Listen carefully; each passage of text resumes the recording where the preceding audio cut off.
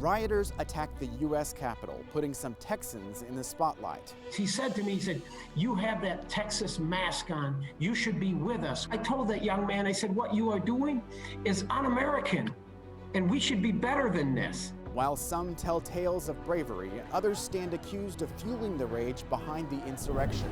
A large number of Americans no longer believe our elections are free and fair. A new effort in Texas aims to restore that trust. Why some believe the plan misses the mark.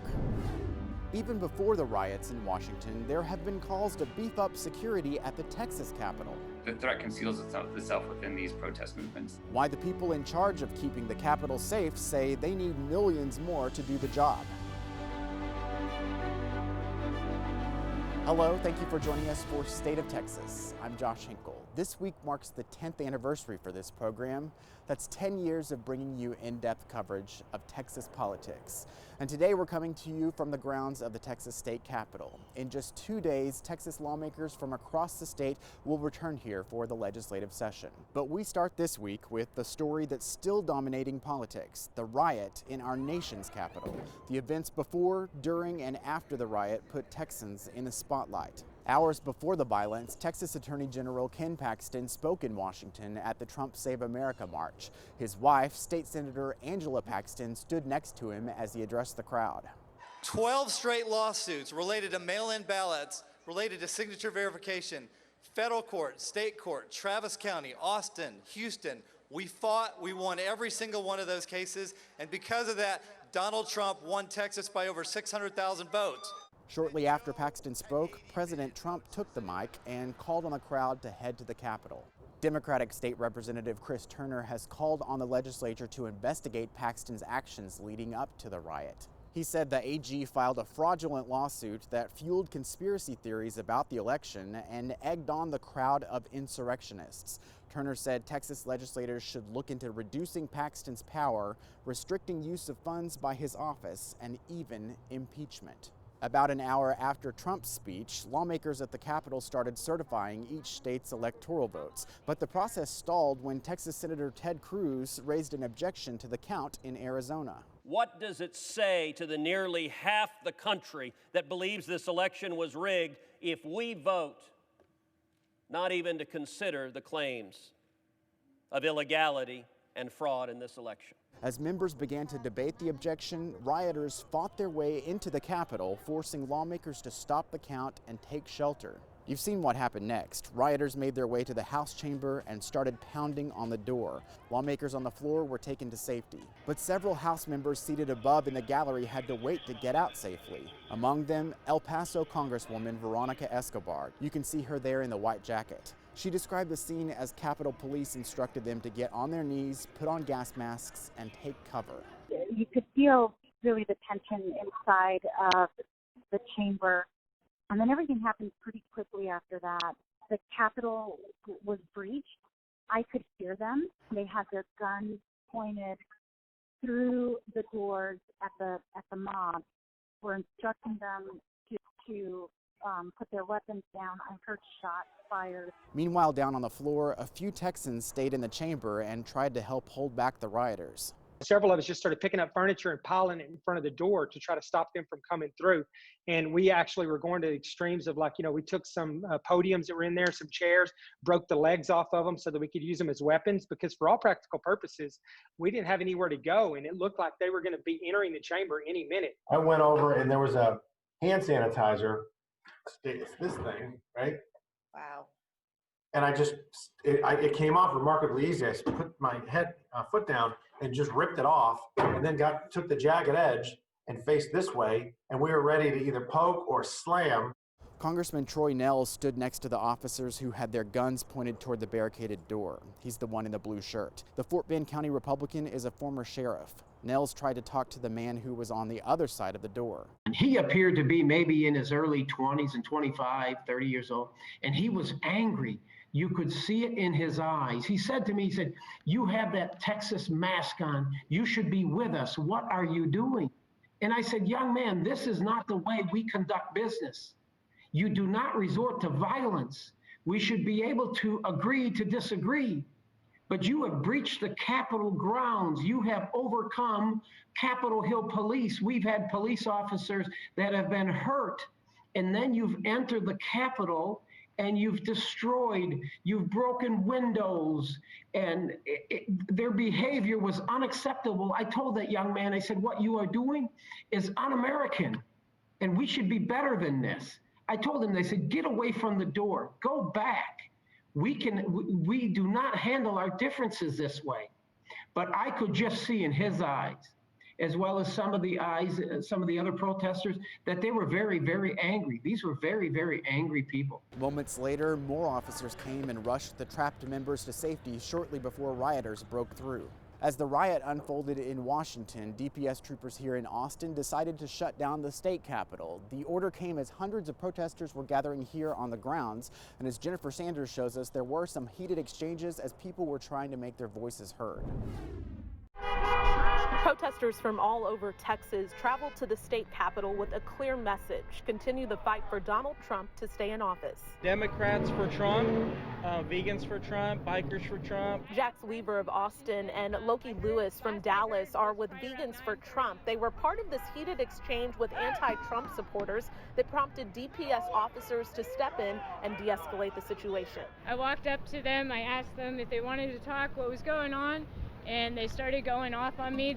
One of the men, they got into my face and he said, do you want me to hit you? And so I said, yeah, please hit me. DPS shut down the Capitol building and grounds out of an abundance of caution as they surrounded the street with an increased presence during this heated exchange between people for and against President Donald Trump.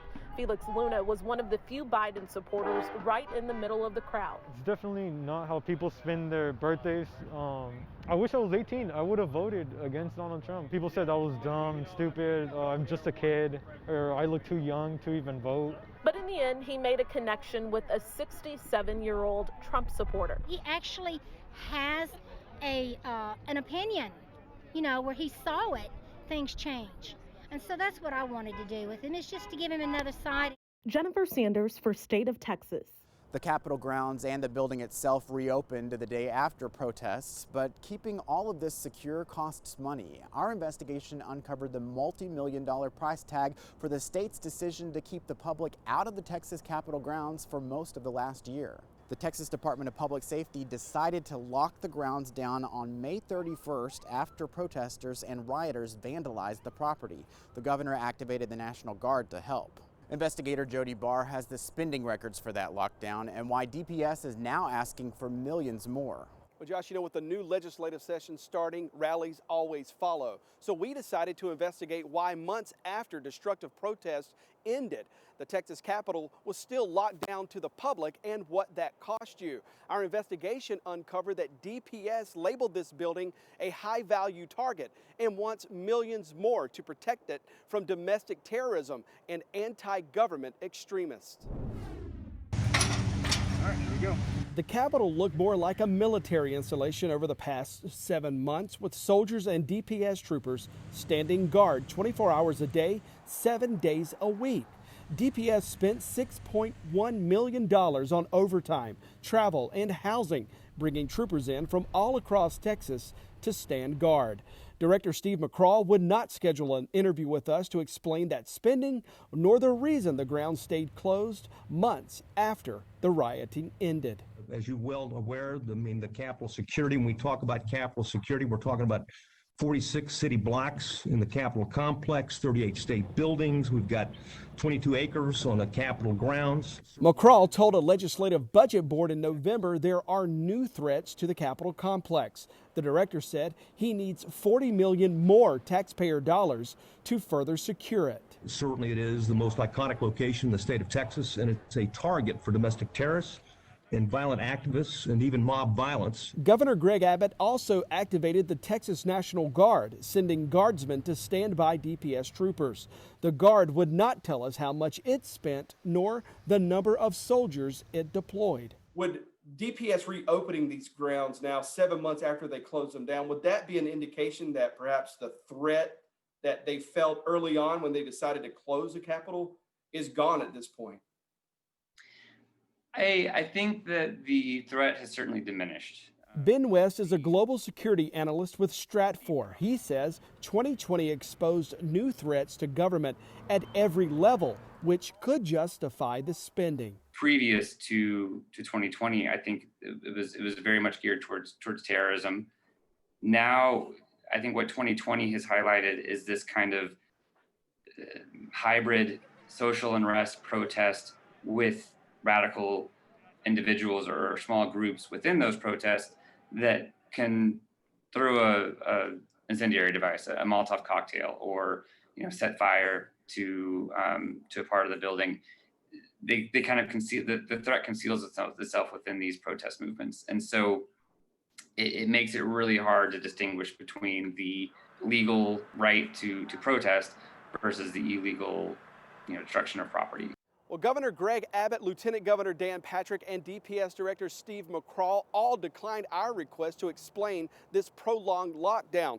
But 12 days after we filed formal requests for those spending records, the state reopened the Capitol grounds. Now, Josh, we're still waiting, though, for the Texas Military Department to tell us what they spent. As soon as we get those figures, we'll update this report. All right. Thank you, Jody. Here's a closer look at the funding request from the Texas Department of Public Safety. As Jody told us, DPS asked for more than $39 million in additional funding to enhance Capitol security. Most of the money would go towards staffing. The agency would use more than $36 million to pay 65 troopers, 5 agents, and 2 analysts. DPS also wants $1.8 million for equipment. That includes panic button notifications, video cameras, and gunshot detection capability. The agency's request includes $1 million to enhance bomb dog capabilities through its K-9 unit.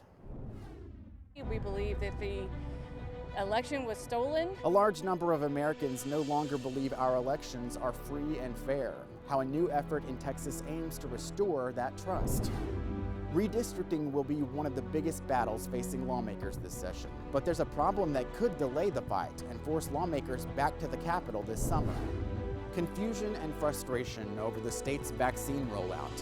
Why isn't it clear who is getting the vaccine? The steps some state lawmakers are taking now to get answers.